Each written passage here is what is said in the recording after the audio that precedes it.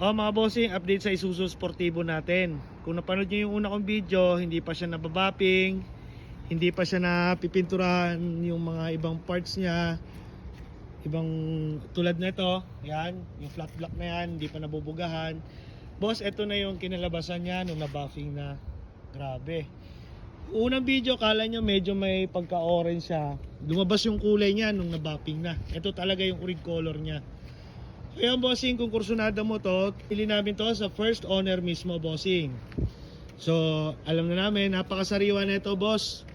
Ang presyo na ito, bossing, for only 310. Yan, 310 mga bossing. Negotiable yung konti upon viewing. White plate, registered. Tapos kung napanood nyo rin yung, ito yung may RFID na worth 3,000 pa ang laman. Ayun, tsaka yung BIOS. Boss, tingnan natin yung laman.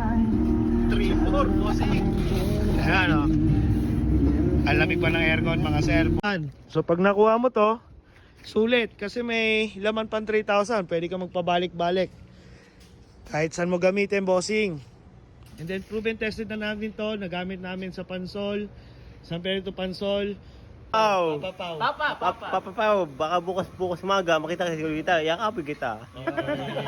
Napakatibay na makina at sobrang lamig ng aircon. So check natin yung loob.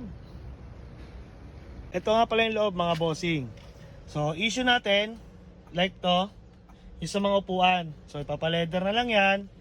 Tapos yung dashboard, buong buo yan, syempre, manual. Tsaka good running to, mga bossing, ha. Ang lakas ng makina. Walang problema sa ahunan. Ayan. Dual AC yan. Sobrang lamig ng aircon. May upuan pa sa likod.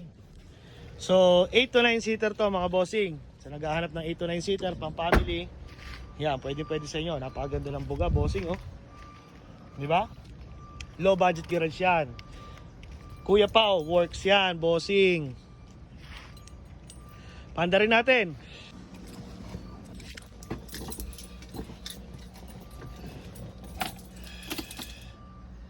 Odo, 86k Odo, bossing.